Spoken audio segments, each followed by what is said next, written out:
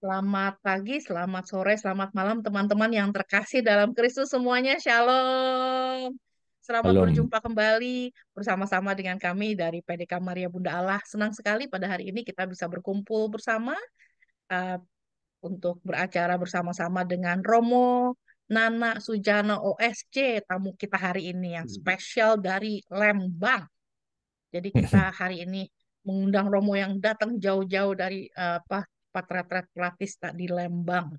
Dan tema kita hari ini adalah kita semua dipanggil, kita dipilih, dan kita diutus. Kadang-kadang kita tahu kita dipanggil dan dipilih, tapi kita lupa kalau kita diutus. Ya, jadi setelah misa, setiap misa tuh kita mendengar kata-kata ite misa es. Artinya adalah misa sudah selesai, kalian diutus. Tapi kita lupa, kita masih stay di dalam gereja. Atau kita pulang ke rumah dan sampai ketemu lagi minggu depan.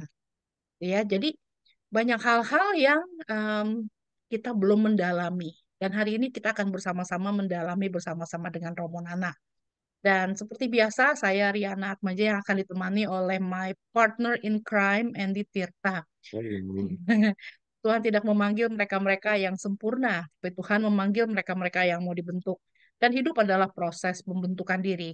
Dibentuk artinya adalah ketika kita mau terus belajar untuk merubah kehidupan kita, untuk mau terus belajar eh, apa sih sebenarnya yang Tuhan kerjakan dalam kehidupan kita dan kita mau terus menggali iman kita, terus mendalami iman kita. Karena perjalanan iman kalau nggak naik, turun. Jadi kita harus terus keep up dengan kita punya iman. Karena kalau enggak kita akan terus turun dan semakin tua itu akan semakin sulit untuk kita merangkak maju. Jadi semasa kita masih ada kesempatan, semasa kita masih masih muda istilahnya, mari kita bersama-sama kita terus kembangkan iman kita sehingga itu menjadi bekal kita untuk hari tua kita nanti. Dan sebelum kita mulai acara kita pada hari ini, mari kita bersama-sama tundukkan kepala. Kita mohon kehadiran Roh Kudus dan kita juga mau berdoa untuk Romo Nana, pembicara kita pada hari ini. Semoga Roh Kudus yang memimpin dan sungguh memberkati Romo dan semua topik yang akan Romo bawakan pada hari ini. Mari bersama-sama kita berdoa dalam nama Bapa dan Putra dan Roh Kudus. Amin.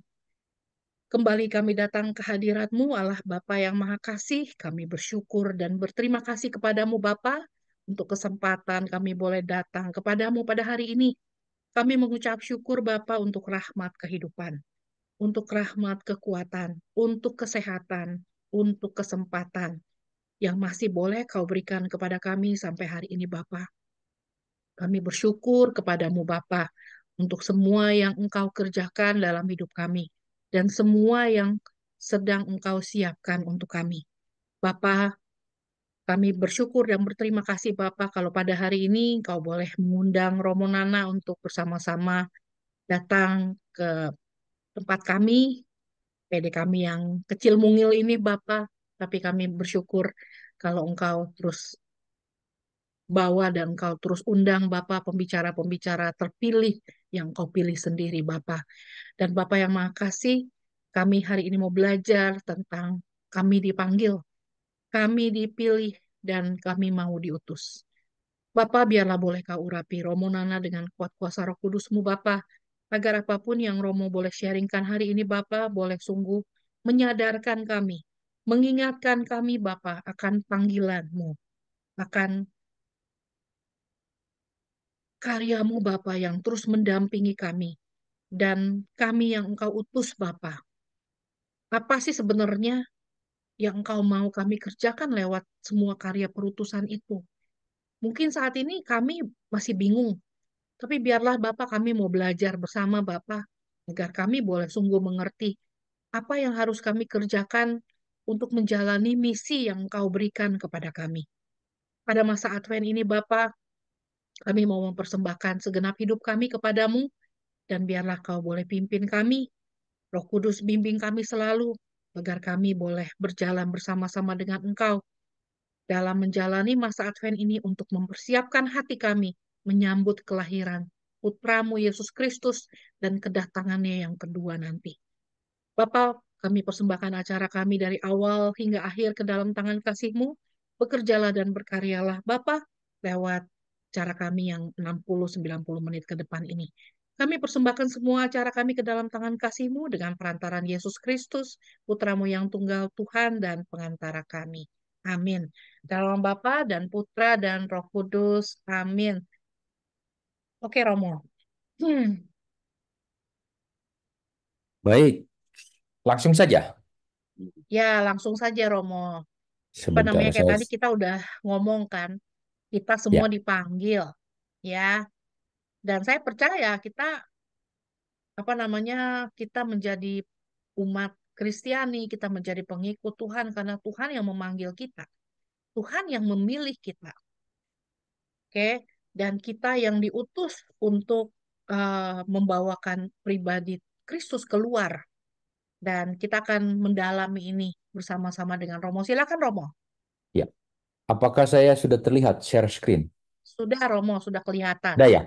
Ya, Ya, baik. Jadi tema yang diberikan itu dipanggil, dipilih, dan diutus. Dan ini teman-teman sekalian, saudara-saudaraku, ini adalah semangat dari Ekaristi sendiri. Ya. Dan dari Ekaristi sendiri kita sebenarnya dipanggil, dipilih, dan diutus. Kita dikuatkan.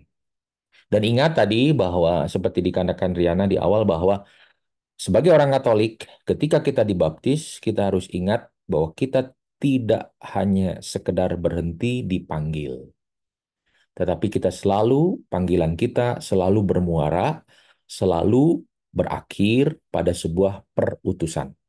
Dan perutusan itu adalah gerak keluar. Ya, gereja itu selalu keluar.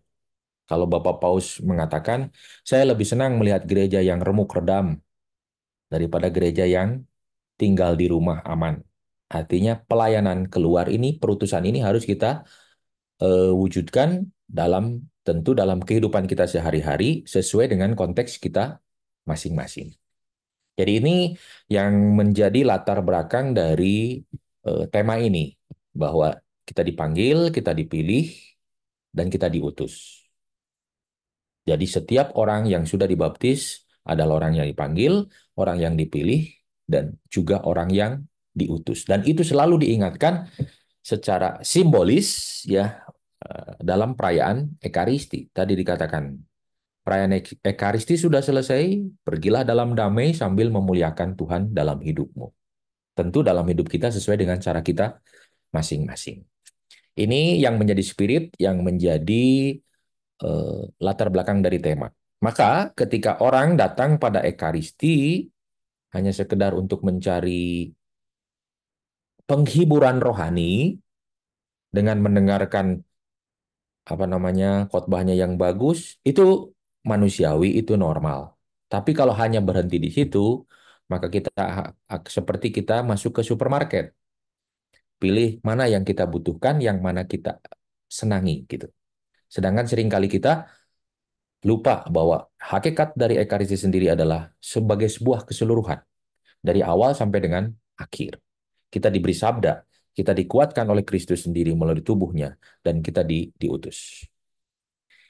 Nah, yang kedua, menjadi pribadi yang ekaristis, kita akan melihat dari 1 Korintus. Ya, kalau ada Bapak Ibu yang apa namanya punya kitab suci, boleh di apa namanya dibuka ya. 1 Korintus. Kalau tidak nanti saya bacakan. Tidak menjadi masalah. Ya, jadi 1 Korintus 11 17 sampai 34. Kita ingat, kalau kita mengikuti perayaan Ekaristi di hari Minggu, biasanya bacaan kedua selalu diambil dari surat-surat Rasul Paulus. Hanya ada masa-masa tertentu di mana digantikan, tapi hampir seluruh tahun bacaan kedua itu diambil dari surat Rasul Paulus kepada jemaat di Korintus, di Filipi, dan lain sebagainya. Begitu pentingnya, begitu sentralnya eh, Rasul Paulus dalam kehidupan menggereja. Saya bacakan sebelum saya melanjutkan untuk apa Saya bacakan dari kitab suci 1 Korintus bab 11 ayat 17 sampai dengan 34. Kebiasaan-kebiasaan yang salah dalam perjamuan Tuhan. Dalam petunjuk-petunjuk berikut ini, aku tidak dapat memuji kamu, sebab pertemuan-pertemuan tidak mendatangkan kebaikan, tetapi mendatangkan keburukan. Sebab pertama-tama aku mendengar bahwa apabila kamu berkumpul sebagai jemaat, ada perpecahan di antara kamu, dan hal itu sedikit banyak aku percaya. Sebab di antara kamu harus ada pihak yang berbeda-beda, supaya nyata nanti siapa di antara kamu yang tahan uji. Apabila kamu berkumpul bukan untuk makan perjamuan Tuhan.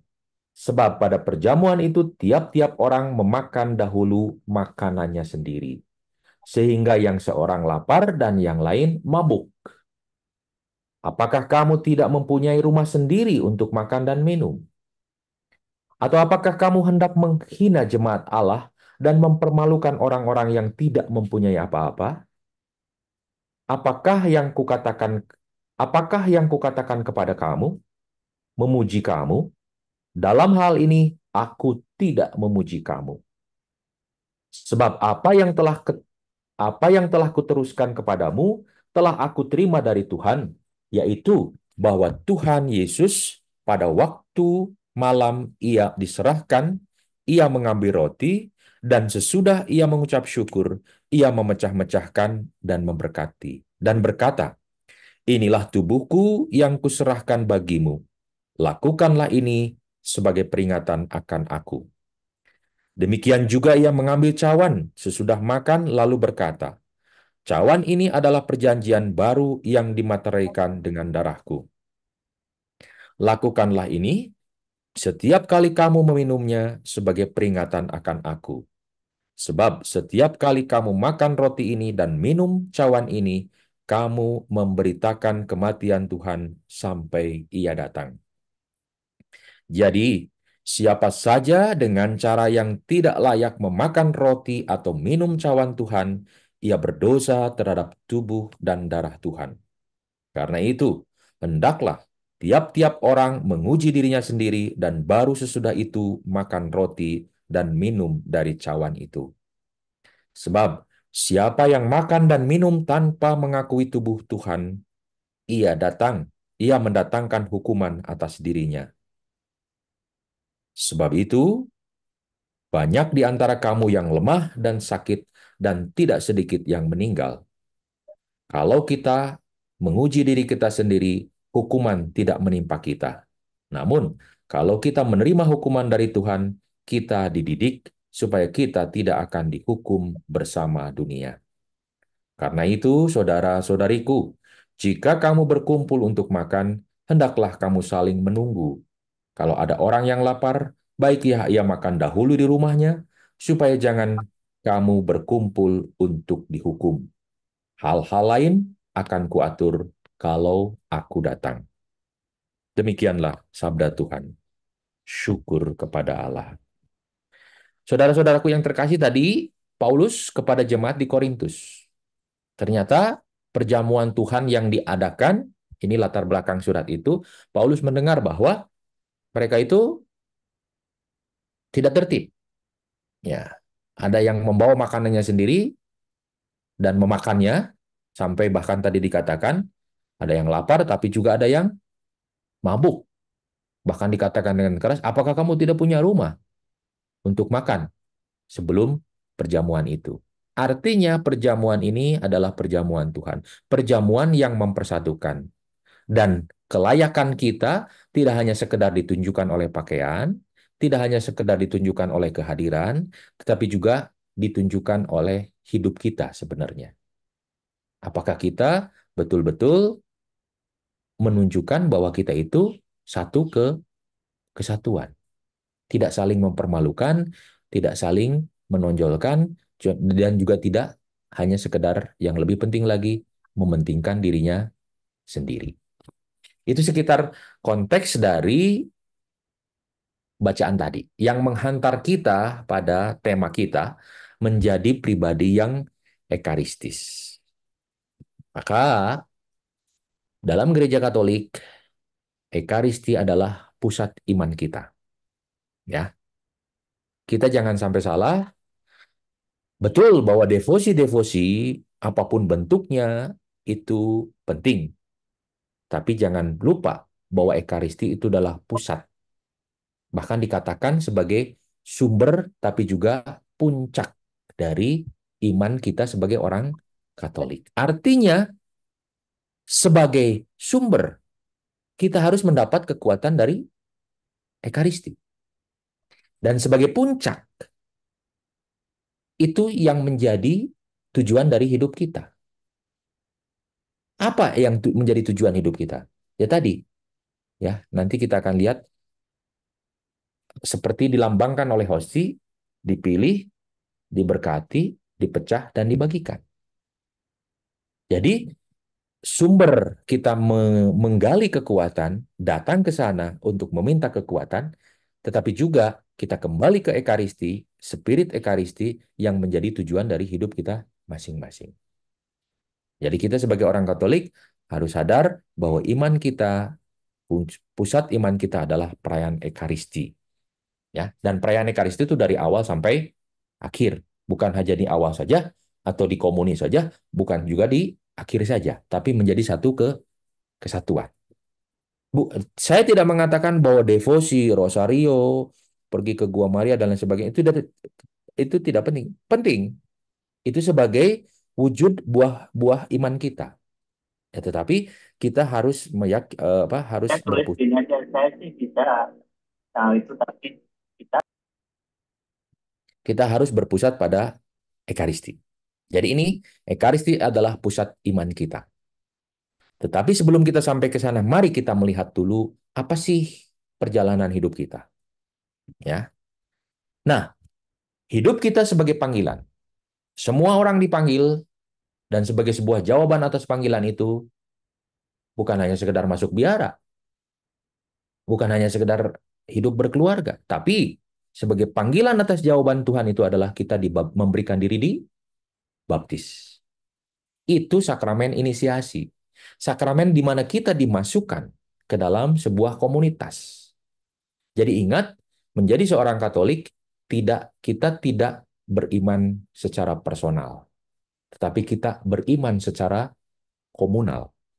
Tetapi jangan sampai karena kita dikatakan beriman komunal, maka kita memberikan tanggung jawab atau melimpahkan tanggung jawab kita yang personal kepada yang komunal. Ya udah kamu aja yang ke gereja saya saya delegasikan. Nggak bisa.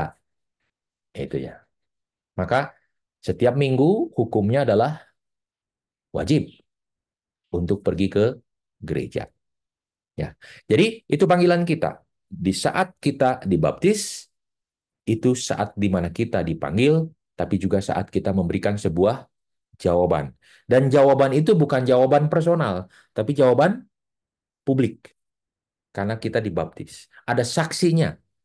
Ada Bapak Ibu baptis kita. Atau apa namanya kalau di Amerika itu, eh, Bapak baptis itu, lupa. Godparent, Romo. Ya, Godfather, God, Godmother. ya, oke ya, ya betul betul, ya. Maka dibaptis seseorang salah satu syarat seseorang dibaptis adalah ada orang yang bertanggung jawab untuk menjamin iman orang ini, memberikan pelajaran. Tidak harus, misalnya kalau di Indonesia seseorang mau dibaptis itu harus setahun gitu. Itu masalah teknis. Ya, itu masalah teknis. Teknis itu sangat praktikal. Praktikal itu ya menyesuaikan situasi. Jadi harus ada aturan, tetapi tidak ada yang namanya aturannya bahwa untuk belajar untuk dibaptis itu harus 1 tahun. Ya, tidak. Tapi ada aturan-aturan tertentu di daerah tertentu yang mewajibkan 1 tahun. Tapi itu secara umum. Tapi ada juga kasus per kasus. Misalkan, saya kasih contoh. Orang-orang yang berkarya atau bekerja di laut, di pelayaran. Kan pergi ke daratnya hanya dalam waktu konteks 3 bulan dan lain sebagainya. Nah, bagaimana kalau mereka ingin dibaptis? Kalau mengikuti yang kelas reguler harus setahun. Nah, Pastoral paroki punya kebijakan untuk itu. Atau mereka-mereka yang sudah sepuh, yang terpanggil ingin dibaptisnya sudah usia 80. Bisa setiap minggu selama setahun terus-terusan mengikuti. Apalagi dengan didukung oleh kesehatan mungkin yang kurang baik. Jadi ada aturan, tapi juga ada kekecualian. Ya. Nah ini, jadi panggilan hidup kita dibuktikan, dijawab dengan sebuah jawaban kita secara publik, yakni baptisan kita. Ya. Dan di situ kita akan melihat bahwa hidup itu bernilai. Setiap orang dipanggil karena Tuhan melihat bahwa hidup itu bernilai dan bermakna karena hidup adalah anugerah, tapi juga panggilan sekaligus sebuah perutusan. Maka tadi dikatakan di dalam gereja Katolik, panggilan tidak hanya pernah berhenti di panggilan, tapi selalu akan berakar, bermuara pada sebuah perutusan. Tetapi panggilan itu bisa dihidupi dan perutusan bisa dilakukan kalau orang melihat bahwa hidupnya berharga. Apa yang bisa dibagikan oleh orang yang melihat bahwa hidupnya tidak ada apa-apanya, tidak ada harganya. Jadi pemahaman pengertian bahwa Allah sudah mencintai kita. Seperti yang dokumen yang baru dikeluarkan, Dilexit Nos, ya, oleh Bapak Paus Fransiskus. Dilexit Nos artinya ia mengasihi kita. Atau bisa dikatakan di dalam kurung, ia sudah mengasihi kita. Ya, Dilexit Nos itu ensiklik yang baru. Nah, jadi tapi sebelum dipanggil dan sebelum diutus, orang harus menyadari bahwa hidup itu sangat berharga atau hidup itu anugerah. Jalan menjawab panggilan kita kepada kesempurnaan adalah kasih sendiri. Seperti dalam Yohanes, Injil Yohanes dikatakan, aku ingin supaya mereka memiliki hidup dan hidup mereka berada dalam kelimpahan. Ya, kalau istilah Jawa, turah-turah. Nah, manusia adalah pribadi-pribadi yang dipilih oleh Allah, selain dipilih tapi juga diberkati. Ya. Dan setelah diberkati, tidak hanya sekedar diberkati, ini sebenarnya simbol dari ketika kita melakukan perayaan Ekaristi. Pribadi yang dipilih dikumpulkan, diajukan, diberkati, dan setelah diberkati dipecah, dan setelah dipecah dibagikan. Ini sebenarnya konsep hidup kita. Maka ketika saya mengikuti perayaan Ekaristi atau saya sendiri merayakan perayaan Ekaristi, ketika imam mengatakan inilah roti sebagai dari usaha manusia dan lain sebagainya yang akan menjadi makanan rohani, di situ saya juga mempersembahkan hidup saya. Mempersembahkan hidup saya bukan berarti Yesus yang mempersembahkan hidupnya kepada Allah dan saya pun pergumulan hidup saya juga persembahkan, ikut sertakan dalam persembahan Yesus. Ya. Jadi kalau spirit kita mempersembahkan, mau dihargai atau tidak dihargai kan kita tidak kecewa karena kita mempersembahkan. Tetapi kalau kita tujuannya bukan mempersembahkan, tapi tujuannya supaya kita dapat A, B, C, supaya dapat kehormatan, supaya diakui dan lain sebagainya. Ketika tujuan itu tidak tercapai, maka kita kecewa. Tetapi di dalam perayaan Ekaristi, tujuan hidup kita adalah mempersembahkan. Dan masalah persembahan itu tidak harus semua sama. Semuanya beda-beda. Maka Santo Ignatius mengatakan, kupersembahkan seluruh hidupku Tuhan, yang kubutuhkan hanyalah rahmat. Ya, maka ketika imam mengangkat mempersembahkan baik hosti maupun anggur di situ, saya juga ingin mempersembahkan hidup saya, menyatukannya dengan persembahan Kristus sendiri. Ya. Nah, kita sekarang akan melihat urutan-urutan dari gerakan-gerakan dari perayaan Ekaristi yang secara khusus di dalam eh, liturgi Ekaristi setelah liturgi Sabda. Sorry, salah. Nah ini, ya, diambil. Ya, diambil. Jadi yang pertama, seperti apapun keadaan kita, kita adalah pribadi-pribadi yang diambil. Diambil artinya apa? Kalau Anda pergi ke supermarket, Anda mengambil. Berarti Anda menghendaki. Anda punya interest terhadap benda itu. Sama, apapun keadaan hidup kita, mau warnanya seperti apa, mau pergulatannya seperti apa, tapi Tuhan mengambil kita, menghendaki kita, dan memilih kita. Artinya, di hadapan Allah, kita adalah istimewa. Ini yang perlu diingat. Jadi jangan kita melihat hidup orang lain dan membandingkan dengan hidup orang lain. Masing-masing dari kita di hadapan Allah, di mata Allah itu sangat berharga atau istimewa. Maka dikehendaki, diambil. Ya. Nah, dalam pandangan iman, kesadaran bahwa saya dipilih oleh Allah mengandaikan juga bahwa tidak hanya saya sendirian, tapi juga pribadi-pribadi yang lain pun dipilih dan berharga di hadapan Allah. Tidak ada yang ditolak atau tidak ada yang disisihkan. Ya. Jadi di satu sisi kita diajak untuk mengakui bahwa kita istimewa di hadapan Allah, tetapi di sisi yang lain seperti sisi mata uang, dua sisi mata uang, di sisi yang lain dalam satu mata uang yang sama, kita pun harus punya penghargaan yang sama bahwa mereka pun yang lain pun dipilih dan istimewa di hadapan Allah. Nah, keyakinan ini, saudara-saudaraku, menjadi amat penting sebagai kekuatan di tengah-tengah dunia yang untuk hari-hari ini berjalan dengan caranya sendiri, ya. Menilai pribadi orang dengan prestasinya, menilai seseorang dengan rankingnya, number one, number two, dan lain sebagainya. Melihat seseorang atau berelasi dengan seseorang, melihat kalah dan menang, dan sejenisnya. Yang jelas, prestasi pribadi sangat ditonjolkan. Merasa bangga kalau dirinya lebih daripada yang lain. Merasa sangat terhormat kalau dia memiliki prestasi, sedangkan orang lain tidak.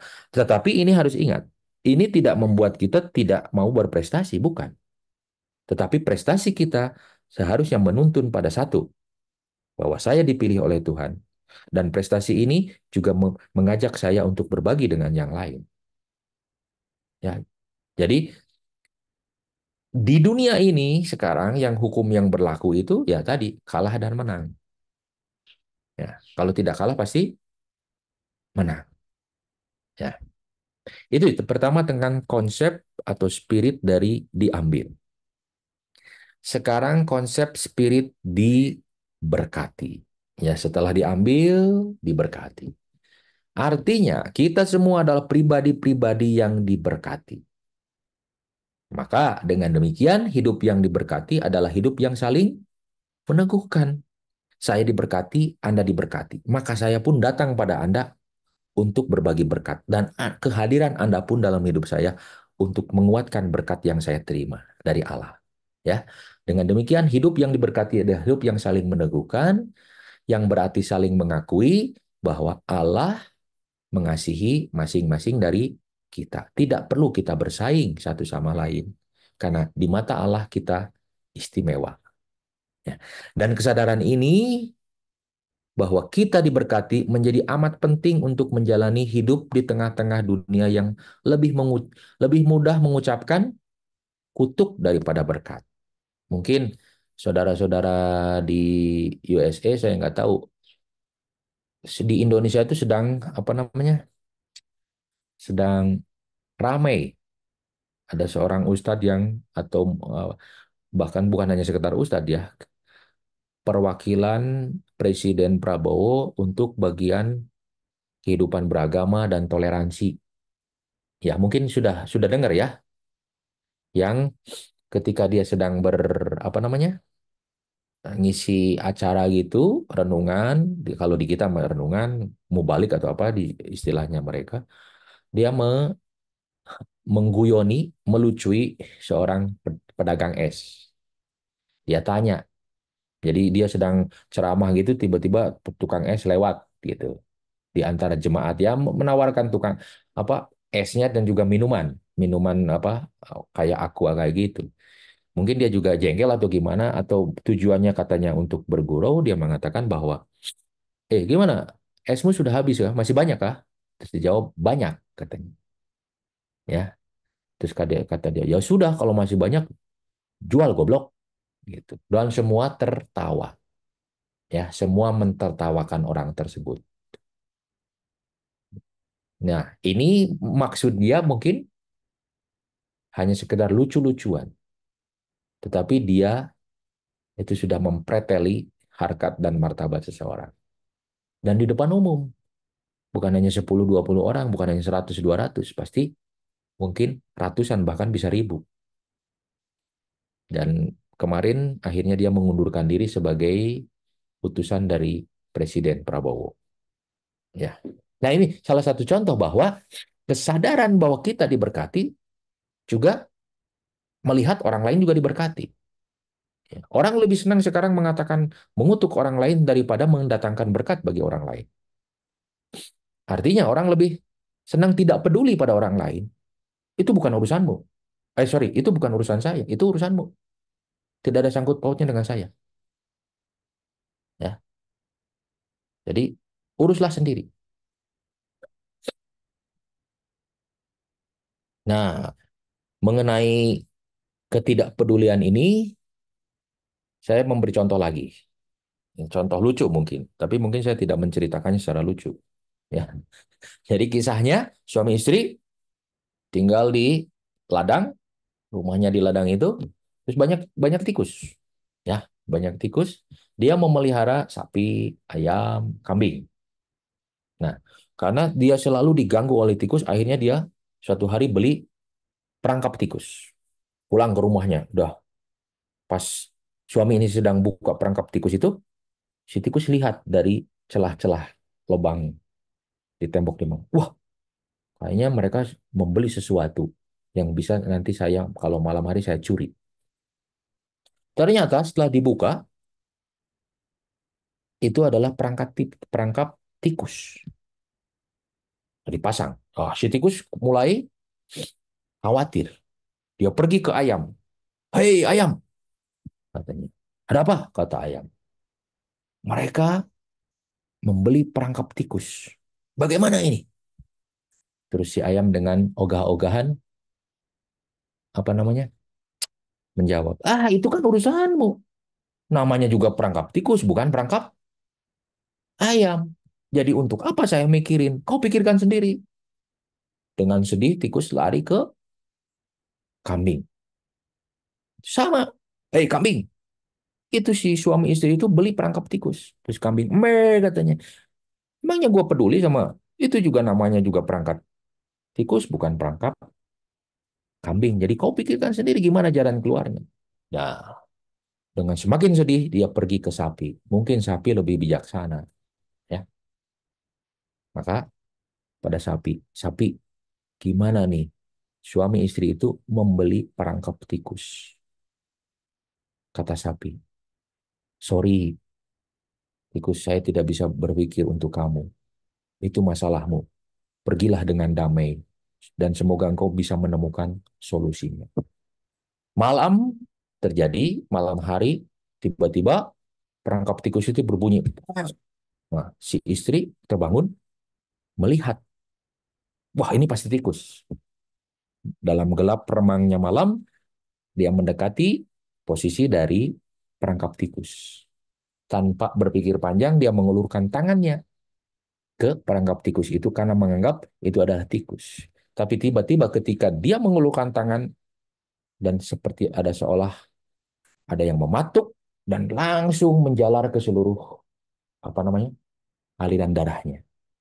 Ternyata yang masuk perangkap tikus adalah seekor ular kobra yang kena apa namanya ekornya dan dia mematuk dan mengeluarkan bisanya. Si suami karena istrinya menjerit-jerit, dia membawa ke puskesmas. Tetapi bidan di perawat di sana dan merujuk ke rumah sakit, dan rumah sakit ini bisanya sudah menjalur menular kemana-mana, ya, melalui pembuluh darah. Bawa saja pulang. Akhirnya dibawa pulang, singkat cerita dibawa pulang. Wah, teman-temannya datang menjenguk. Dan untuk sebagai sebuah penghormatan si suami, di mana teman-temannya banyak, maka saya harus menjamu mereka. Potonglah ayam, ya. Wah, semakin banyak lagi esok harinya. Karena orang ini orang baik. Ayam tidak cukup, potong kambing, ya, potong kambing. Setelah potong kambing, istrinya meninggal, tidak tertolong. Maka ketika istrinya meninggal, diadakan doa dan semakin banyak orang yang datang, dipotonglah sapi. Saudara-saudaraku, dari kisah ini kita tidak bisa. Kalau Bapak Paus Pransisus mengatakan kita berada di perahu yang sama. Dunia kita, manusia ini berada di perahu yang sama. Mau siapapun. Maka keluarlah yang namanya surat apostolik Fratelli Tutti. Kalau kita semua sama. Ya, kita tidak bisa melepaskan tanggung jawab satu sama lain sebagai seorang saudara. Diambil, diberkati, dan yang berikutnya adalah dipecah atau terpecah. Sementara itu, kendati kita mengalami bahwa hidup kita diambil, dipilih, berharga di depan Tuhan, bahkan diberkati oleh Tuhan, tetapi adalah kita pada kenyataannya orang-orang yang terpecah. Kita mengalami kekecewaan dalam hidup ini. Kita mengalami luka batin.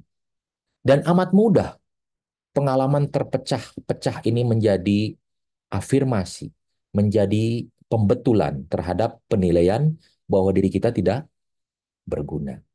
Di hadapan dunia yang memakai standar penilaian bukan kasih, tetapi standar penilaian kaya dan tidak kaya, pintar dan belum pintar, makmur, sengsara, dan lain sebagainya. Keterpecahan kita dalam dihadapkan pada situasi dunia yang memiliki pola pikir, yang memiliki standarisasi tertentu, kita semakin menyebabkan mengafirmasi kita, betul bahwa saya tidak berguna. Ya. Tetapi di bawah pengalaman rahmat, pengalaman keterpecahan, pengalaman tadi, kegagalan, kekecewaan, menjadi kesempatan untuk memurnikan diri dan memperteguh berkat. Seringkali orang tidak melihat berkat itu. Orang yang dilihat hanya keputusasaan. Harapan sudah tidak ada. Tapi ketika dia bisa membuka dirinya terhadap kenyataan bahwa dirinya diberkati, dirinya diistimewa, di situ orang akan melahirkan sebuah harapan. Tetapi manusia akan menjadi kuat ketika manusia memiliki harapan. Tetapi ketika harapannya tidak ada, apalagi yang perlu diperjuangkan, maka satu-satunya jalan yang paling baik bagi mereka-mereka yang berputus asa adalah mengakhiri hidup. Karena dengan semakin lamanya hidup, penderitaan semakin banyak. Maka disinilah kita perlu harapan. Dan harapan kita akan diteguhkan ketika kita menyadari bahwa kita orang-orang yang istimewa. Bahwa hidup itu begitu berharga. Maka Paus Fransiskus juga menekankan, ya, manusia harus bekerja. Karena di dalam pekerjaannya, manusia tidak hanya sekedar menghasilkan uang, tetapi di dalam pekerjaannya, manusia mewujudkan dignity-nya, mewujudkan harkat dan martabatnya. Maka membantu mereka-mereka yang tidak memiliki pekerjaan adalah juga membuka sebuah ruang harapan bagi mereka untuk merasakan rahmat Allah. Dan Bapak Paus betul-betul menekankan bahwa bekerja bukan hanya semata-mata untuk mencari uang, tetapi bekerja, dengan bekerja, seorang bapak, seorang ibu bisa menghidupi keluarganya. Ini panggilan dia, ini perutusan dia. Ini juga yang membuat dia merasa berharga dan berarti.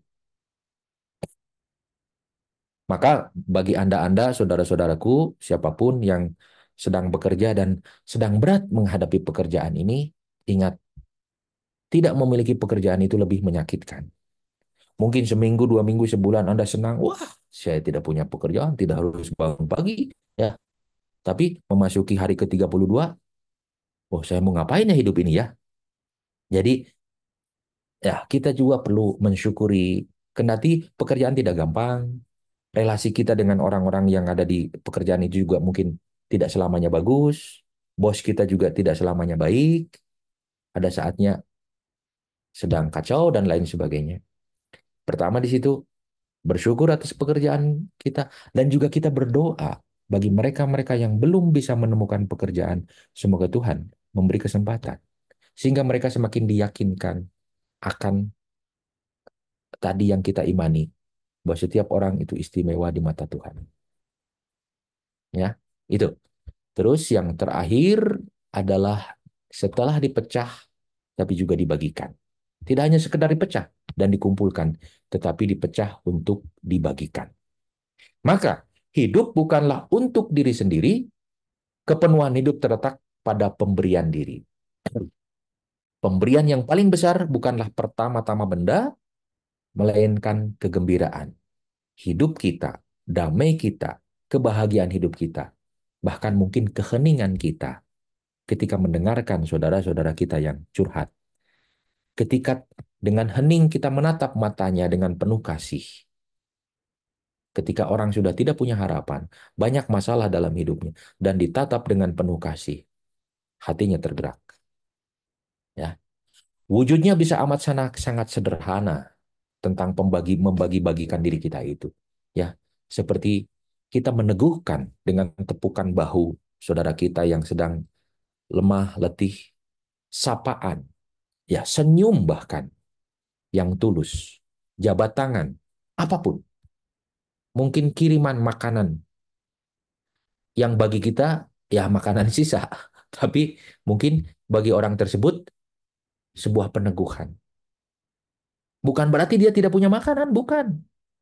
Tetapi ketika pintunya ada yang menegur, pintunya ada yang mengetuk, dan ada orang yang membawa makan, wow, ternyata ada yang peduli dengan saya. Ternyata ada yang mau berbagi dengan saya. Ternyata ada orang yang mau memperhatikan saya sampai kendati mungkin tidak banyak makanannya. Dia mau memikirkan saya. Dia mau datang ke rumah saya dan membawanya. Bagi Anda mungkin hanya sekedar ya itu teman saya aja lah ya dia juga suka ngirim makanan mungkin ya sekarang saya tetapi bagi yang menerima akan lain. Maka sekecil apapun yang bisa Anda bagikan kepada orang lain jangan diukur dari diri kita. Maka apapun yang kita lakukan respon yang diberikan orang lain itu bukan urusan kita. Dia mau menerima ataupun tidak menerima itu bukan urusan kita. Jangan merasa sakit hati ketika pemberian kita diabaikan. Tapi panggilan saya, perutusan saya untuk berbagi.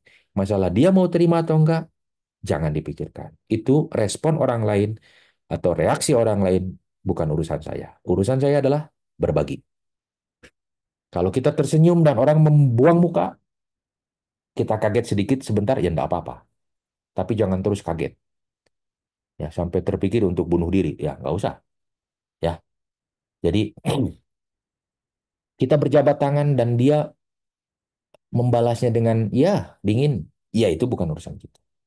Tugas kita adalah diutus.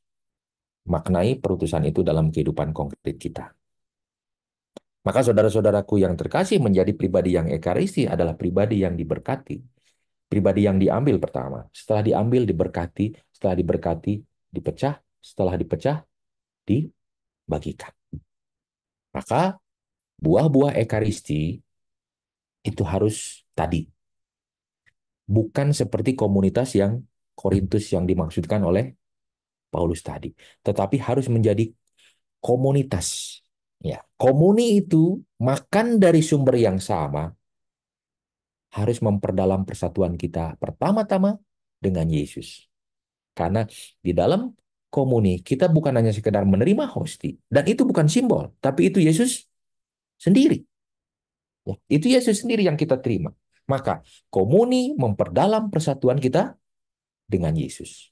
Hal ini berdasarkan pada perkataan Yesus sendiri. Ya, barang siapa makan dagingku dan minum darahku, ia tinggal dalam Aku dan aku dalam dia.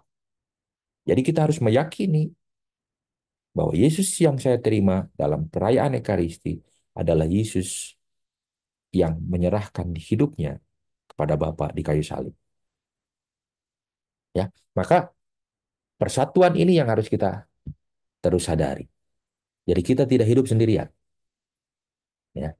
Yang kedua, Ekaristi juga mendorong kita ke persatuan umat beriman. Jadi tidak hanya bersatu dengan Kristus, tetapi juga bersatu dengan yang lain. Maka kalau orang mengatakan saya dekat dengan Tuhan, tetapi saya tidak dekat dengan manusia, saya tidak terlalu percaya bahwa dia dekat dengan Tuhan. Tuhannya Tuhan seperti apa? Ya. Jadi kalau kita mengakui bahwa persatuan saya dengan Yesus itu tidak pernah terpisahkan, tapi kita tidak pernah bersatu dengan yang lain. Kalau orang dekat dengan Kristus, pasti orang juga dekat dengan sesamanya.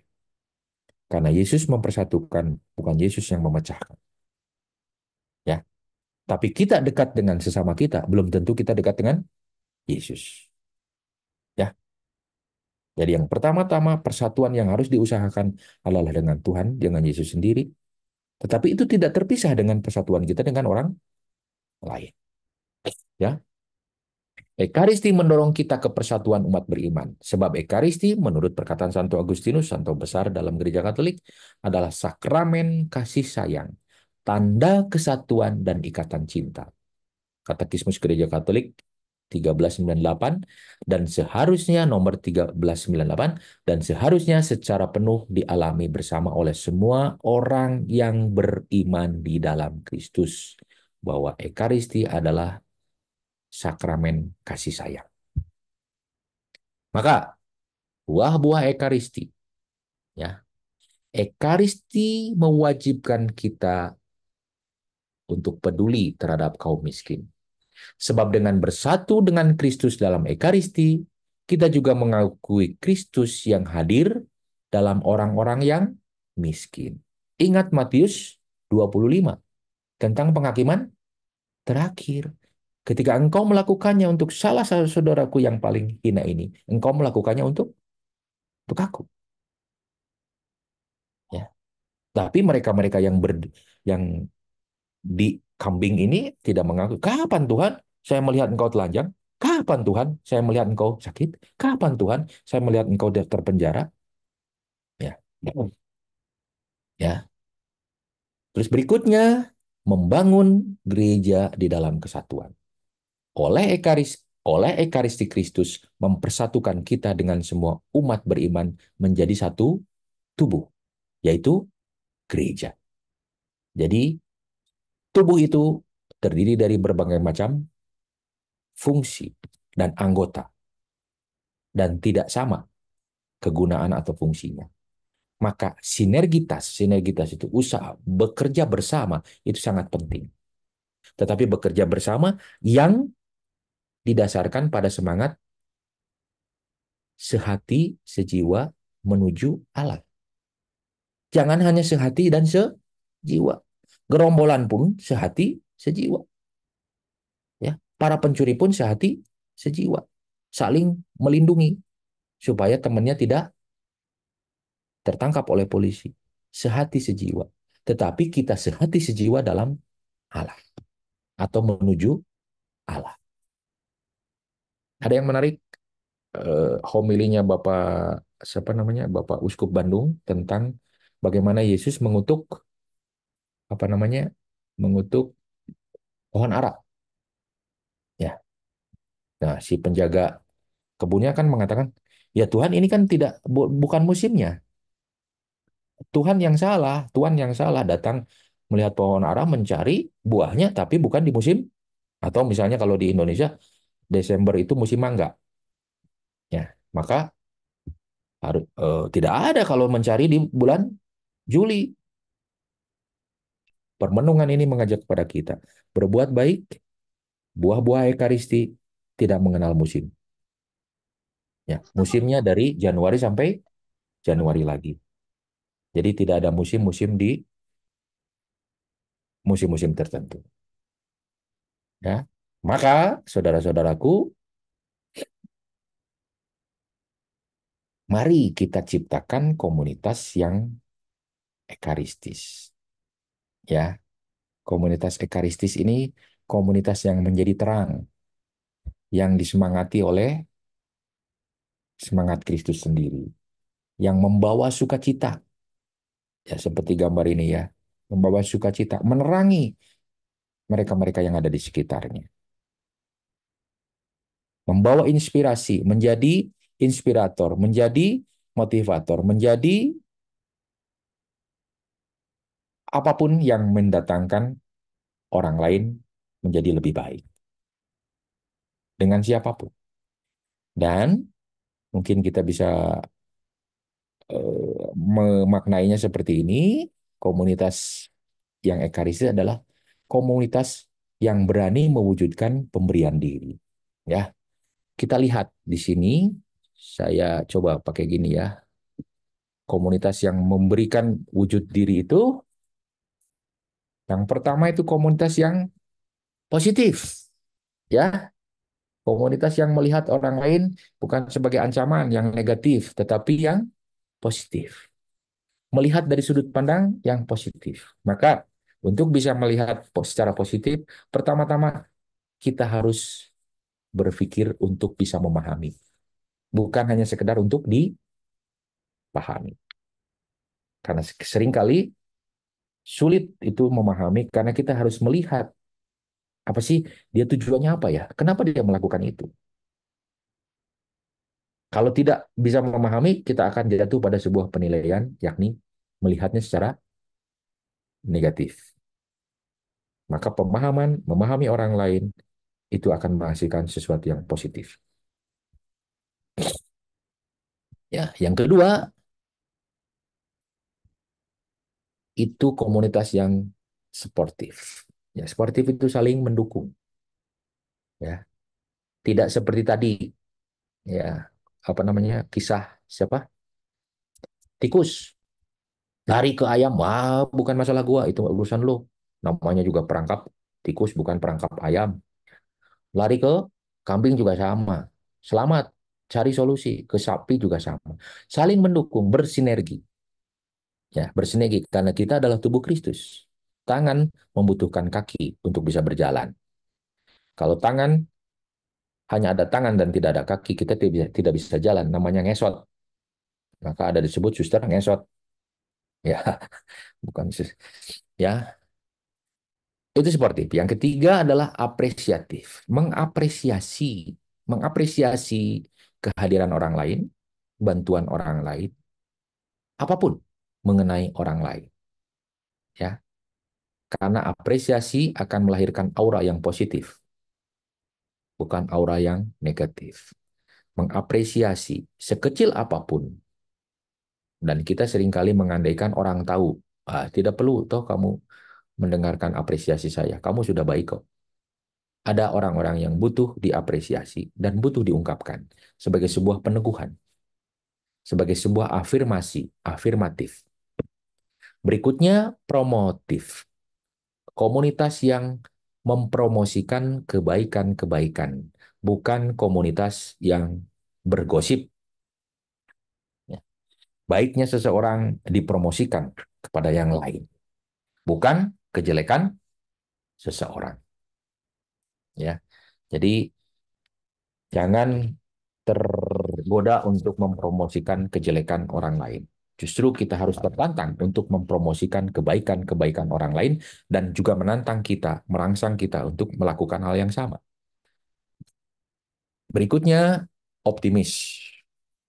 Atau kalau tadi saya dalam bahasa imannya itu harapan, memiliki harapan. Seperti seseorang yang sedang tinggal di kamar yang gelap, tiba-tiba ada cahaya lilin di luar dari gang, dan dia mencoba untuk membuka pintu, sehingga cahaya masuk ke dalam ruangan yang gelap itu. Semakin lebar kita membuka pintu, semakin banyak cahaya yang masuk. Semakin besar harapan kita, apapun yang terjadi dalam hidup kita, kita akan sampai pada kesadaran bahwa hidup itu berharga. Karena Allah sudah mencintai. Dilexit nos. Ia sudah mencintai kita. Ya, optimis, harapan bahasa imannya, bahasa psikologinya optimis. Terus juga menjadi komunitas yang edukatif, yang saling mendidik. Ya, kalau di istilah bahasa Sunda itu ada silih asih, silih asah, silih asuh. Ya, di Keuskupan Bandung itu sekarang Bapak Uskup sedang mencanangkan silih yang ketiga. Jadi yang pertama silih asih, itu nama Gedung Pastoral Keuskupan Bandung, dan nanti tanggal bulan Januari akan diresmikan Youth Center di Keuskupan Bandung yang diberi nama Silih Asah. Ini untuk orang muda. Orang muda tuh harus saling mengasah supaya tajam. Ya, orang muda. Jadi untuk Youth Center, dan sedang direncanakan dan akan dibangun dengan donasi dari seseorang tentang gedung untuk silih asuh, panti asuhan untuk mereka yang berkebutuhan khusus. Tiga ini. Jadi kita diajak untuk saling mengedukasi, ya, mendidik, mendidik yang benar, ya, untuk mengasihi, untuk mengasah, tapi juga untuk mengasuh, mengayomi mereka-mereka yang memiliki kebutuhan khusus. Dan ini semua, yang enam ini harus diletakkan semuanya di atas dasar kasih, bukan di atas dasar prestasi, tapi diletakkan di atas dasar kasih. Yesus tergerak hatinya oleh belas kasihan untuk mengasihi, untuk menjadikan orang sembuh, untuk menjadikan mereka yang sedang lemah dikuatkan, untuk mereka yang sedang bersedih dihibur, untuk mereka yang butuh pengetahuan diedukasi, untuk mereka yang kurang sedang tidak berpengharapan dibangkitkan harapannya, dan lain sebagainya. Dan saya menutup presentasi saya dengan kutipan juga dari surat Paulus kepada jemaat di Galatia, bab 5 ayat 16 sampai dengan 26. Hidup menurut daging atau menurut roh, ya. Maksudku, hiduplah oleh roh dan kamu tidak akan menuruti keinginan daging. Sebab keinginan daging berlawanan dengan keinginan roh, dan keinginan roh berlawanan dengan keinginan daging. Karena keduanya bertentangan, sehingga kamu tidak melakukan apa yang kamu kehendaki. Namun, jikalau kamu memberi dirimu dipimpin oleh roh, kamu tidak hidup di bawah hukum Taurat. Perbuatan daging telah nyata, yaitu percabulan, kecemaran, hawa nafsu, penyembahan berhala, sihir, perseteruan, perselisihan, iri hati, kemarahan, kepentingan diri sendiri, percekcokan, perpecahan, kedengkian, kemabuk-mabukan, pesta pora, dan sebagainya. Terhadap semua itu, kuperingatkan kamu, seperti yang telah kulakukan dahulu, bahwa siapa saja yang melakukan hal-hal demikian tidak akan mendapat bagian dalam kerajaan Allah. Namun, buah roh ialah kasih, sukacita, damai sejahtera, kesabaran, kemurahan, kebaikan, kesetiaan, kelemah lembutan, dan penguasaan diri. Tidak ada hukum yang menentang hal-hal itu. Mereka yang menjadi milik Kristus yang telah menyalibkan daging dengan segala hawa nafsu dan keinginannya. Jika kita hidup oleh roh, baiklah hidup kita juga dipimpin oleh roh.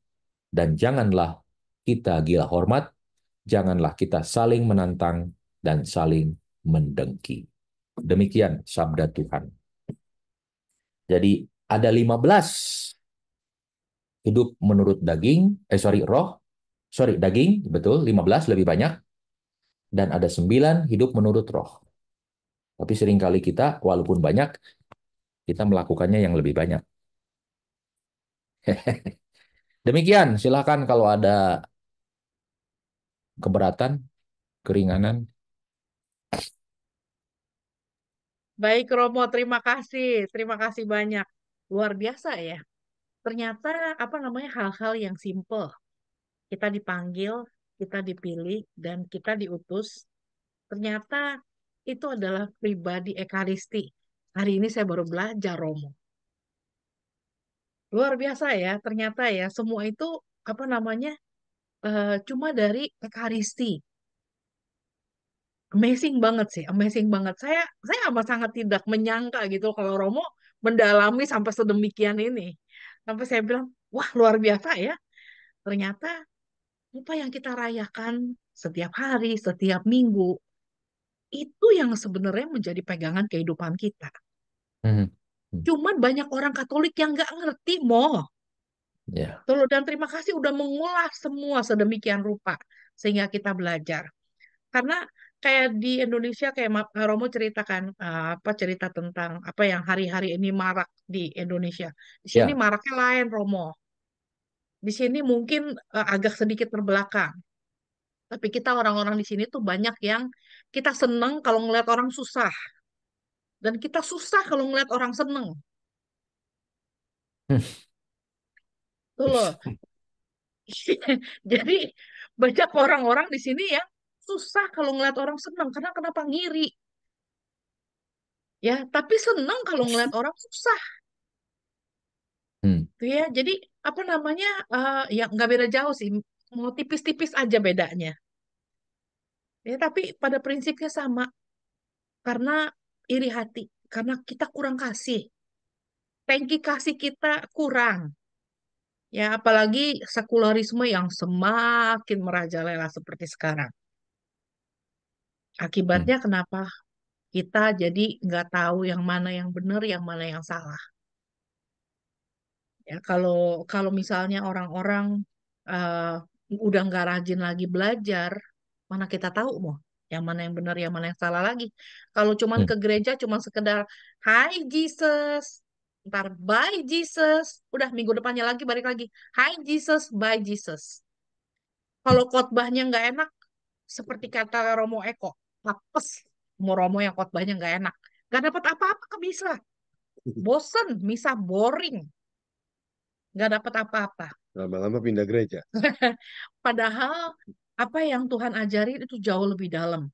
Dan terima kasih Romo udah mengupas sedemikian rupa dan semoga teman-teman yang menonton acara ini di YouTube bisa belajar betapa pentingnya kalau kita menghayati sungguh hidup Ekaristi dan menjadi pribadi Ekaristi itu berarti kita menyatukan kehidupan kita dengan Tuhan. Dan kita mau bersama-sama memberikan hidup kita sebagai pemberian diri. Saya jadi ingat sama lagunya apa namanya doanya Santo Franciscus dari Assisi Romo, Hmm. ya kan? Make me a channel of your peace. Ya. Where there is hatred, let me bring your love. Where there is injury, your pardon, Lord. Hmm. Tuh ya, jadi kita mau menjadi orang yang lebih memperhatikan daripada kita mau cari perhatian. Kita mau mengampuni daripada kita yang mau diampunin aja. Gitu loh. Jadi kita Ya ampun. jadi kita mau lebih keluar daripada kita ke dalam. Gitu Hmm. loh. Karena zaman-zaman sekarang ini kan semua dilihatnya ke dalam terus. Akunya ini nepo, apa narsisnya mau. Gitu loh. Hmm, jadi lebih mengutamakan diri kita sendiri. Jadi kita yang paling hebat, yang paling prestasi, yang paling berbakat, yang paling berharga. Sementara waktu kita lupa. Kalau kita tadi sebelum acara kita lagi ngobrol-ngobrol sama Citisna dari LA dan kita lagi ngobrol-ngobrol tentang kebaikan Tuhan. Semua kebaikan Tuhan itu adalah kolaborasi, bukan satu pihak. Keberhasilan kita juga semua kolaboratif.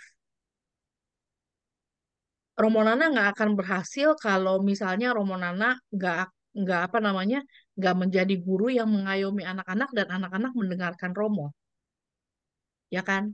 Jadi sama seperti misalnya dalam satu company, satu satu bagian kalau cuman merasa satu bagian itu yang paling berharga, sementara waktu mereka melupakan bagian yang lain dan tidak kolaborasi satu sama lain, yang ada perusahaan kacau balau. mesti seperti apa kata Dim. Iya, betul. Jadi betul, kita tuh harus sebagai satu tim sepak bola di mana kita saling membantu. Kalau enggak Hmm. kita nggak bisa bikin gol. Kalau satu sama lain merasa, wah, gue yang paling jago, Messi yang paling jago sendiri, dia nggak bakal bisa menang, no. Hmm. Tuh ya, kalau timnya sendiri nggak paling saling membantu, saling kasih umpan yang bagus, dia kasih umpan yang bagus juga bakal orang, nggak bakalan menang. Tapi ketika kita bekerja sama satu sama lain, saling kolaborasi satu sama lain, itu dia kemenangan kita akan dapatkan. Saya dapetinnya begitu aja, very simple. Hmm. Hmm. Tuh ya. Jadi apa namanya? Mungkin ada teman-teman yang mau bertanya. Saya buka kesempatan untuk satu dua orang yang mau bertanya. Silakan. Ada yang mau bertanya nggak sama Romo?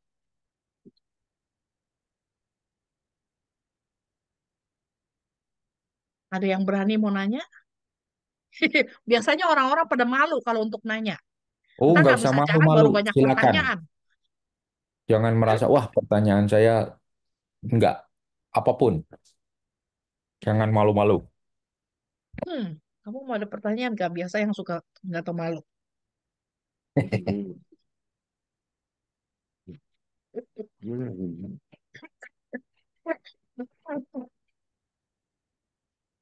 Kalau ya apa namanya? Memang sih terus terang mau semua itu mulai dibangun dari kebiasaan ya Romo ya. eh Betul. kita tuh terbiasa untuk gampang gosip, punya pikiran yang negatif. Tuh ya, untuk punya pikiran yang positif itu amat sangat sulit, Mo. Itu pergumulan setiap hari untuk bisa berpikiran positif. Mhm. Karena banyak yang terjadi di dunia tuh segala sesuatu yang negatif. Setiap kali kalau kita buka radio, newsnya semua yang negatif-negatif.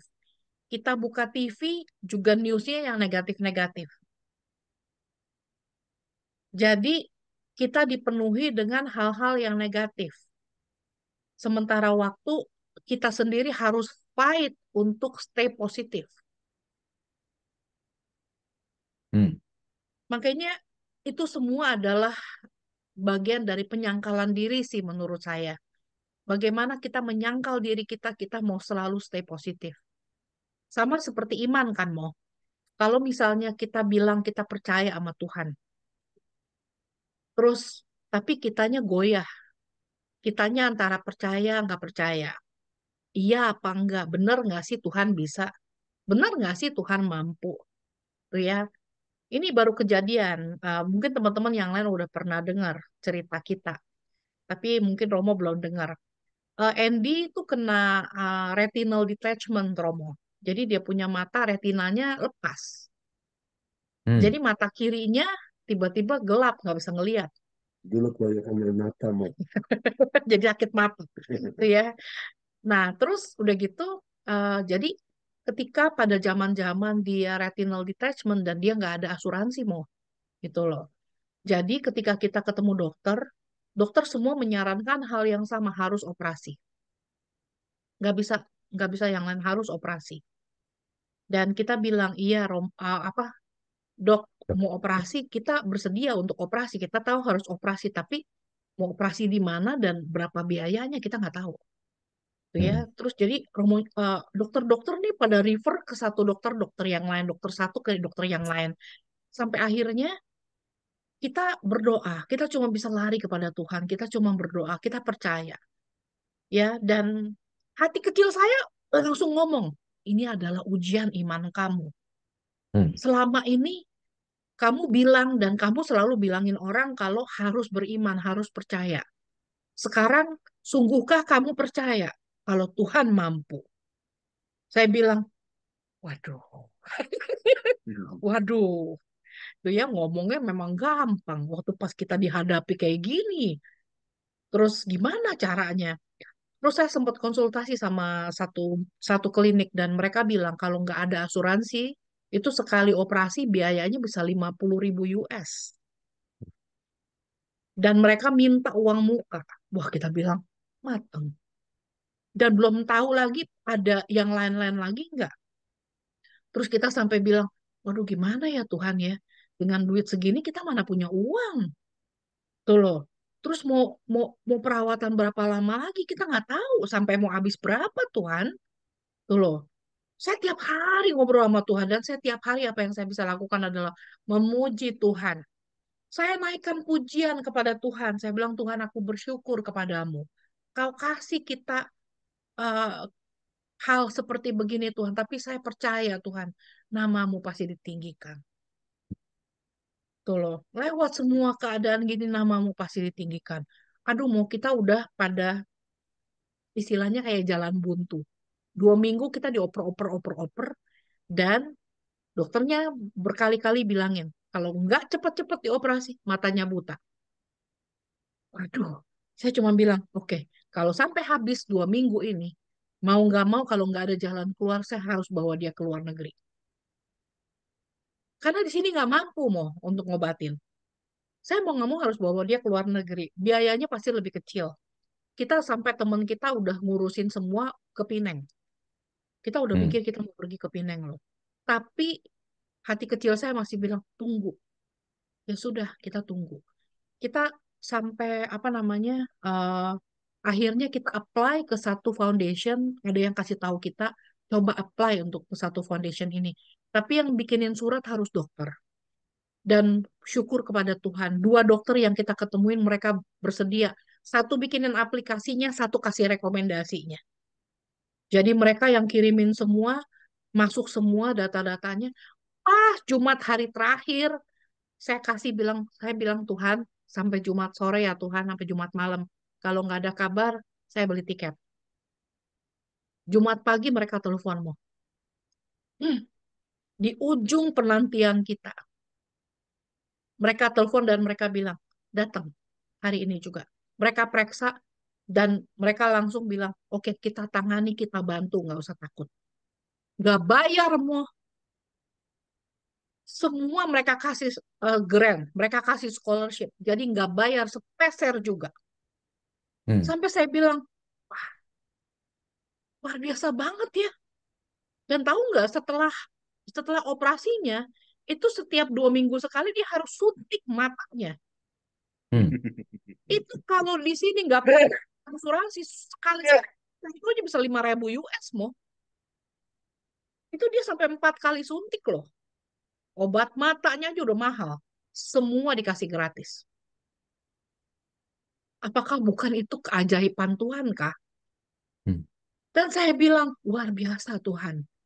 Luar biasa. Kalau Tuhan membantu, Tuhan mampu mengerjakan apapun. Yang penting kita percaya. Ya, dan lewat kesaksian ini saya bilang, mujizat masih ada sampai hari ini. Jadi jangan pernah lupa untuk bersyukur, jangan pernah lupa untuk berharap. Harapan masih ada. Oke, Romo ini masih ada satu pertanyaan dari Ibu Yunita. Dia bilang, Romo, di dalam komunitas kan nggak semuanya cocok ya, Mo. Jujur, nggak tidak mudah mengapresiasi orang-orang yang menyebalkan seperti itu. Saya juga tidak sempurna, tapi bagaimana kita menyikapi orang-orang seperti ini? Apakah solusinya hanya jaga jarak saja karena kita sudah mencoba rekonsiliasi tapi nggak ada kemajuannya, Mo? Terima kasih, Romo. Baik, Ibu Yunita di mana Kayaknya saja? di Jakarta.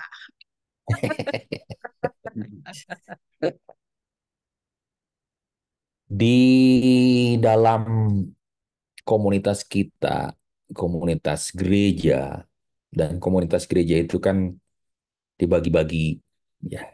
Ada komunitas keluarga, komunitas legio, komunitas apa. Tapi kita menyebut bahwa itu komunitas gereja. Di dalam komunitas gereja itu terdiri dari anggota-anggota yang berbeda. Ya, bahkan kalau kita di doa syukur agung, gereja itu dilambangkan tidak hanya dengan yang berziarah di dunia ini. Maka kalau ini saya sedikit beri background ya.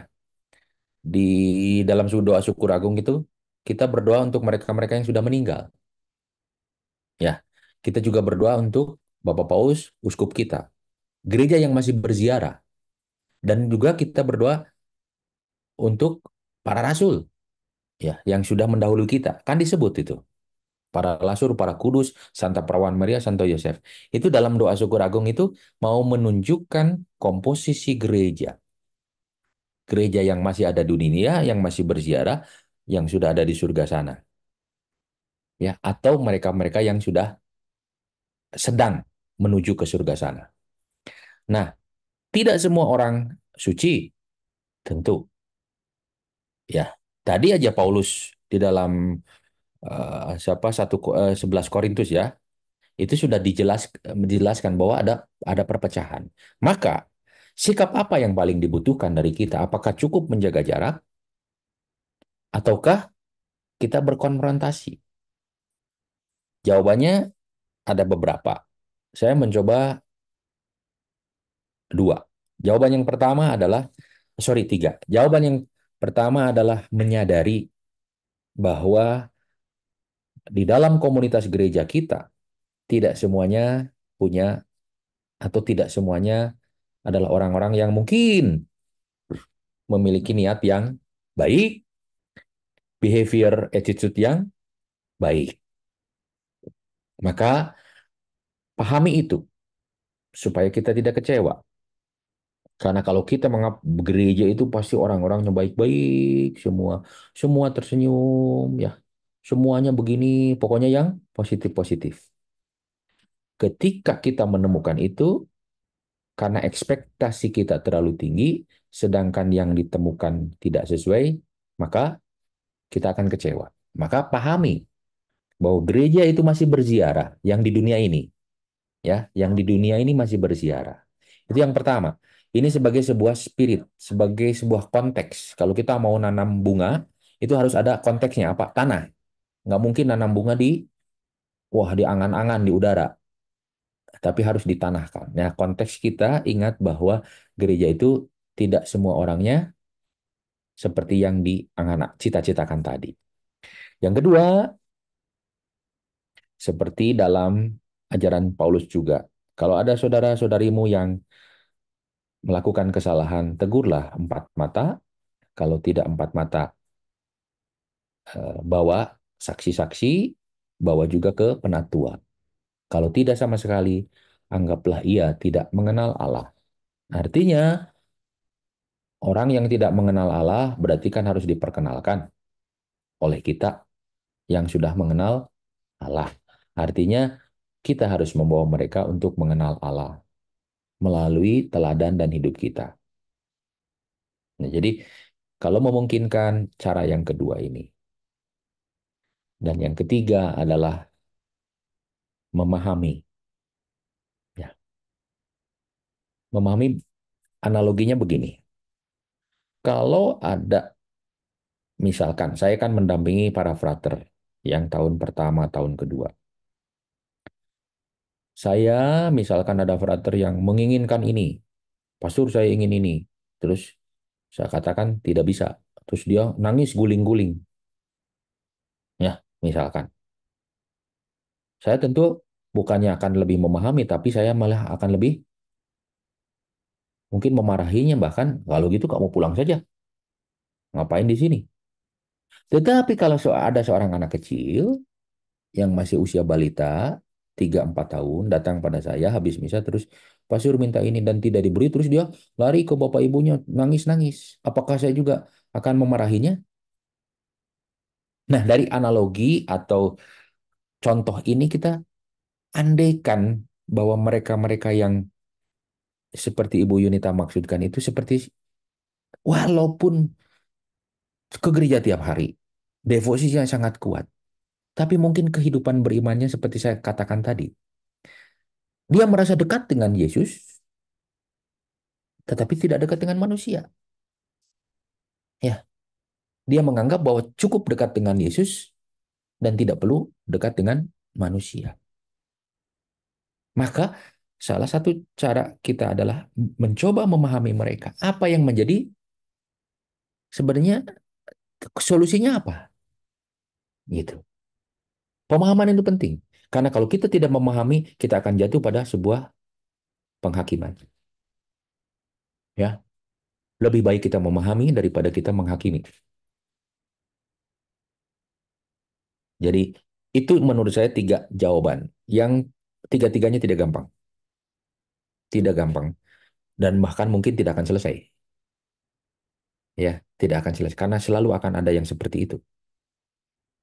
Jangankan di dalam komunitas, mungkin di komunitas gereja yang umat, tapi mungkin di komunitas mana? Di komunitas religius, para pastor, para suster pun ada, Bu. Ya, hanya bagaimana menghadapinya itu yang akan membedakan. Ya, saya kira jawaban saya seperti itu. Ya, jadi jadi tidak perlu kita apa istilahnya apa ya? Ya apa balasanmu kalau kamu mengundang orang yang mengundang kamu makan?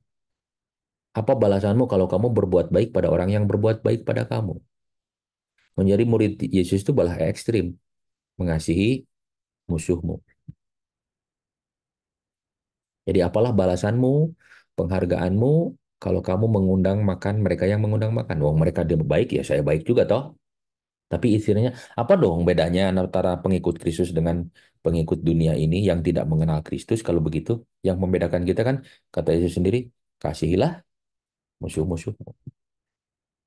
Tetapi tentu dalam prakteknya, dalam kenyataannya seperti tadi yang disaringkan juga kan tidak gampang. Ya, maka jangan putus harapan, jangan hilang harapan. Berdoa kepada Tuhan. Mohon rahmat. Kita jangan hanya memohon supaya A, B, C, D, tapi mohon rahmat mengampuni, mohon rahmat memaafkan, mohon rahmat memahami, gitu. Mohon rahmat bahkan juga pengharapan. Supaya sekecil apapun harapan itu tadi, seperti apa namanya, kamar yang gelap, ketika pintunya terbuka, sekecil apapun cahaya itu akan masuk. Dan kalau semakin dibuka, cahaya itu kan demikian pun dengan harapan kita. Maka mohonkanlah pada Tuhan. Itu saya kira dari saya. Terima kasih. Ya, terima kasih banyak Romo atas penjelasannya. Memang betul, yang pertama harus kita lakukan adalah kita harus bisa menerima. Ya, menerima kalau orang tersebut ya seperti itu. Mau gimana? Ya, dan memang mencoba untuk memahami karena pasti ada sesuatu di balik apapun yang orang tersebut kerjakan.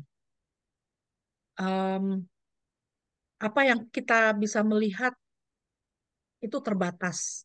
Tapi di belakang orang tersebut mungkin banyak permasalahan yang mereka hadapi, yang mereka juga nggak bisa share, kehidupan yang berat, luka batin, dan yang lain-lain. Apa yang kita bisa lakukan adalah ya membantu berdoa supaya orang tersebut bisa berubah atau kita yang bisa menerima, kita yang berubah untuk menerima perbedaan yang ada. Itu aja. Ya, terima kasih Romo. Baik, Dan mungkin saya nambahin teman-teman. satu lagi. Ya, Lupa. oke. Jangan lupa juga didoakan mungkin Bu ya. Ya, didoakan pasti. Sebut namanya, sebut namanya, doakan. Semoga Tuhan menjambahnya. Orang itu akan berubah kalau dari hati, bukan dari yang lain. Ya, jadi perubahan itu tidak akan terjadi kalau tidak dari hati.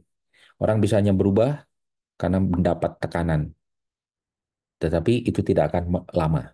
Karena ketika tekanan itu sudah tidak ada, dia akan tidak akan kembali lagi. Gitu. Terima kasih Ibu Yunita juga tadi WA chatting sudah mendoakannya. Itu seorang pengikut Kristus yang sejati. Juga doakan saya. Ya, kita doakan Romo. Baik, terima kasih Romo, Terima kasih terima Ibu kasih Yunita. Bu Ya. Yunita atas pertanyaannya. Baik, waktu kita sudah habis. Saya akan share sesuatu buat teman-teman. Bentar ya. Nah, oke. Bagi teman-teman yang terpanggil untuk memberikan persembahan kasih untuk Romo Nana dan karya Romo Nana, Bagi yang di Amerika, silahkan di sel ke saya di 650-580-3488.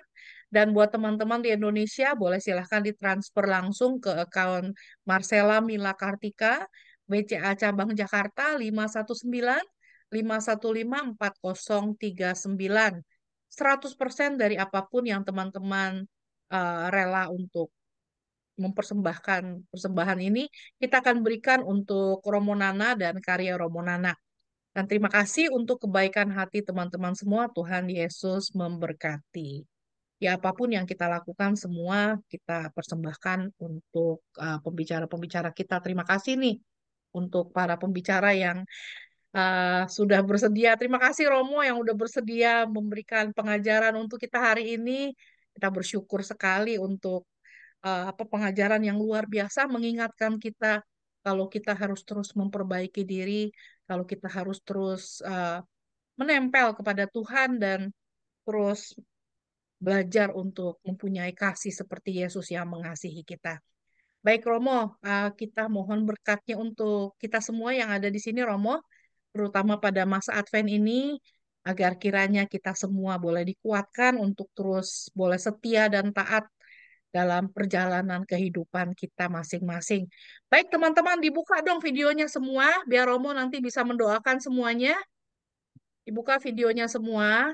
Hmm. Jadi Romo bisa melihat tampang-tampang yang pada cantik-cantik, yang ganteng-ganteng. Ayo dibuka videonya. Tuh, jadi Romo bisa mendoakan. Mungkin di Oke. Amerika udah pada di tempat tidur kali ya. Ya, mungkin sebagian udah pada di tempat tidur. Oke. Baik, kita Hmm. doa ya. Ya, baik Romo. Mohon Kalian doa berkahnya penutup. untuk kita semua. Ya, sekalian doa penutup Romo sama berkat dari Romo ya. Terima kasih Baik. Romo. Mari kita berdoa. Dalam nama Bapa dan Putera dan Roh Kudus. Amin. Amin. Tuhan Bapa yang penuh belas kasih, kami bersyukur atas rahmat yang telah Engkau berikan kepada kami, kesehatan, sukacita, dan terlebih atas rahmat Ekaristi yang boleh kami santap setiap hari atau di hari-hari tertentu, di hari Minggu. Semoga iman kami, harapan kami semakin meningkat, di mana kami dikuatkan dalam perayaan Ekaristi. Apa yang kami santap adalah putramu sendiri. Dan semoga itu menghantar kami untuk semakin mewujudkan kasih kami kepadamu dan juga kepada sesama. Berkati selalu perjalanan kami di tengah-tengah dunia yang seringkali bertentangan dengan nilai-nilai yang Kau ajarkan sendiri, ya Kristus. Semoga kami dengan Ekaristi semakin kuat untuk mengikuti Engkau, semakin mampu untuk meneladanmu, dan semakin ikhlas untuk berbagi seperti yang Engkau teladankan kepada kami di kayu salib. Berkati doa-doa kami, berkati saudara-saudara kami yang kami doakan, dan juga berkati niat-niat kami, secara khusus untuk saudara-saudari kami yang akan beristirahat dimanapun mereka berada, dan saudara-saudara kami yang akan melanjutkan karya-karyanya. Semoga hanya Engkaulah yang menjadi kekuatan, di mana kami pergi dan kami mendapat perutusan. Tuhan bersamamu dan bersama Dan rohmu. bersama rohmu. Allah Bapa yang Maha Kuasa memberkati saudara sekalian, memberkati orang-orang yang kita doakan, memberkati istirahat, dan juga memberkati karya-karya yang akan dilakukan, Bapa dan Putra dan Roh Kudus. Amin. Amin. Terima kasih banyak Romo Sama-sama untuk semuanya. semuanya. Selamat Ya, malam, Tuhan Yesus selamat siang. berkati ya. Semoga Kasih. semoga masa Advent ini terus berjuang, terus berusaha untuk menjadi orang-orang yang lebih baik. Terima kasih banyak Romo. Salam Baik, buat para terima kasih. frater di sana. Ya, Ya, Makasih, sampai Mbak. ketemu lagi nanti Romo. Kasih. Terima kasih banyak. Terima kasih Rekamannya, teman-teman Riana. semuanya. ya, Ya, selamat malam. sampai Tadi ketemu 2 terlambat, minggu Riana. lagi ya. Thank you. God Ayo, Riana. bless. Sehat selalu, Riana. Thank you. Fendi. Thank you. Tuhan berkati ya.